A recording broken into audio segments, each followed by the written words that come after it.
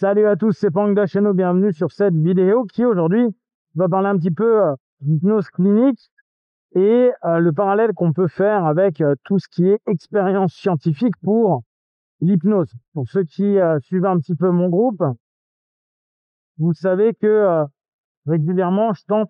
de vous partager les dernières études ou méta-études qui nous donnent des retours sur l'efficience de l'hypnose. On sait que l'hypnose, et je parle pas de l'hypnothérapie, fonctionne bien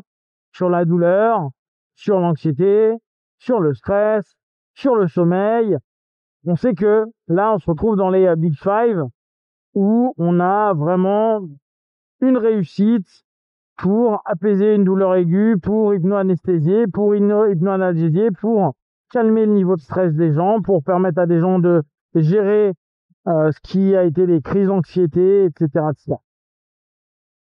Et au travers de ces études, donc des preuves, au travers de différentes façons de tester la discipline, on peut voir que ça fonctionne. Ça fonctionne, en tout cas, on n'est pas simplement sur une logique empirique et une observation qui est certainement biaisée, parce que l'hypnose que je vais nommer pour l'instant scientifique, à l'inverse de l'hypnose clinique, tente d'être le plus objectif, tout étant relatif par rapport à plein de critères, possible par rapport à l'hypnose clinique, à notre pratique au quotidien, quand on reçoit des personnes pour faire des séances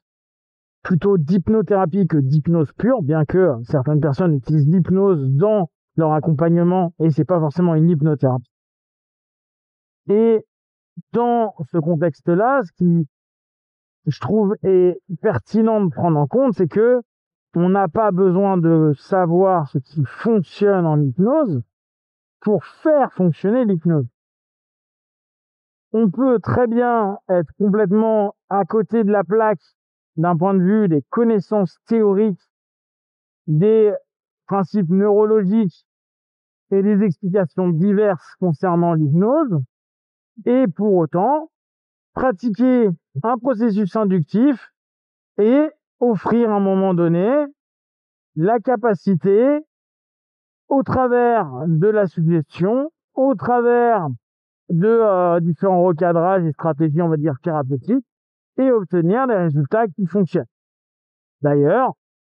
c'est ce qui se passe au travers des différents enseignements qui sont proposés dans les écoles, dans les académies, où on propose des protocoles de fonctionnement, parfois même des protocoles sémantiques, et on sait que globalement, et je reprends là vraiment ce que les Américains aiment beaucoup mettre en avant, il y avait Don Motin qui le disait beaucoup, vous utilisez des scripts, des éléments qui sont écrits, préétablis, parfois généralisés, et on sait que ce genre de suggestion apporte en général, là encore un principe de généralisation, des bénéfices et des retours, et donc potentiellement une satisfaction de la part des clients, partenaires, patients que vous avez en session. Le fait de vouloir absolument rendre tout prouvé scientifiquement, c'est bien parce que d'un point de vue rationnel, on donne une certaine crédibilité à notre discipline. Et en même temps, David Spiegel, qui va venir à Nice, et je vous invite à vous y inscrire en avril prochain, il t'explique que ça fait 40 ans que lui et son père en amont prouvent scientifiquement que l'hypnose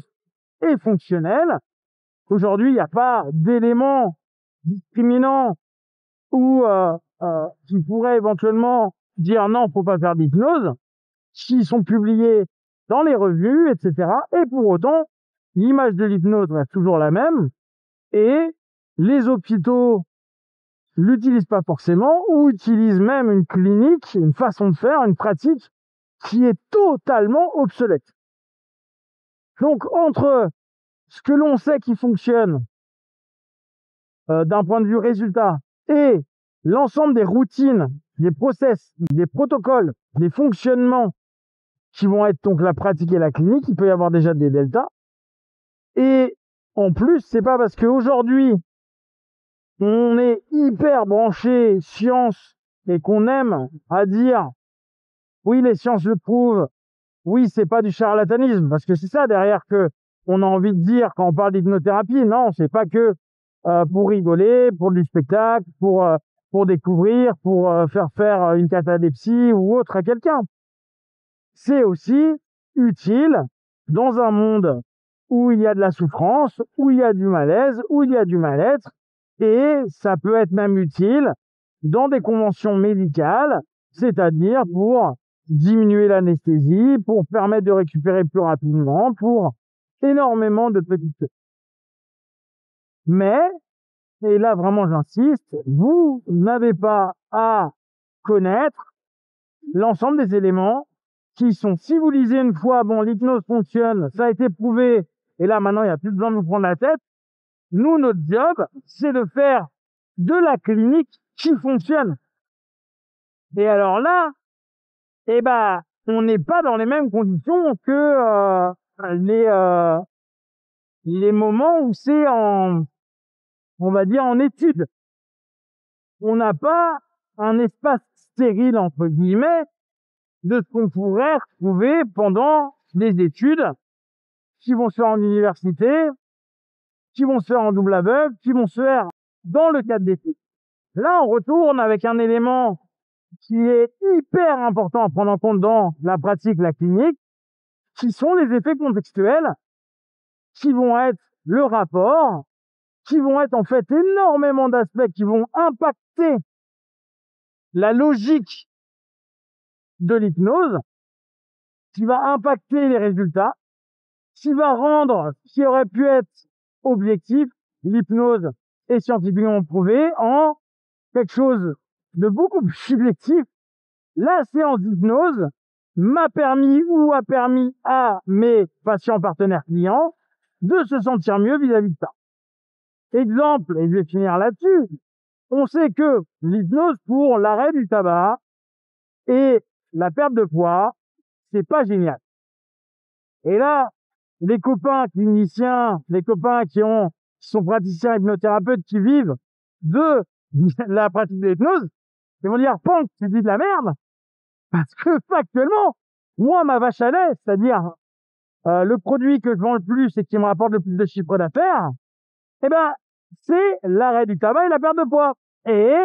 j'ai des résultats qui sont marquants avec des personnes qui perdent 5, 10, 20, 30, 40 kilos, des personnes qui fumaient depuis 5 ans, 10 ans, 20 ans, qui arrêtent en 3 ou 2 ou une séance et ainsi de suite. Oui, et c'est vrai. Sauf que, comme je viens de vous dire, il y a un ensemble d'éléments qui sont complètement connexes à la logique technique, stratégique, scientifique de l'hypnose, qui sont incluses, qui se mettent en place, qui influencent la pratique même de l'hypnose.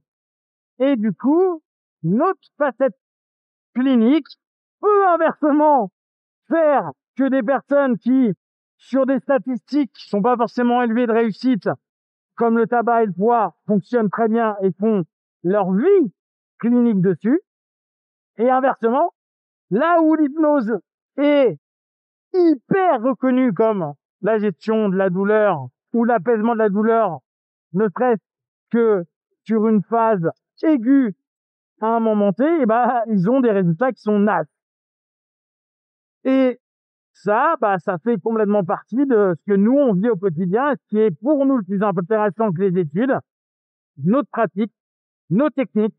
nos compréhensions du système comme de la systémie, comme de l'ensemble des suggestions faites par les contextes, par notre personne, par le verbal, par le paraverbal, etc. Donc, je vais continuer à vous partager des études un peu sympas, mais vraiment, c'est pas sur ça que il faut se baser. Ça peut être sympa pour un préto, ça peut être sympa pour prouver quelque chose, mais à la limite, vous avez qu'à dire aux gens, va sur Internet, tu trouveras vraiment des preuves. Nous, ce qui nous importe, c'est est-ce que nos séances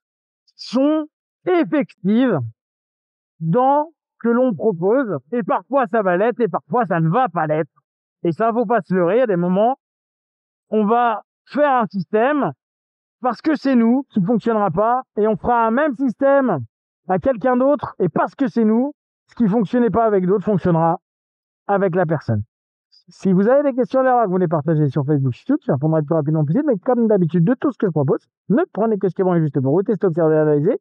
et concluez. Be one, ciao.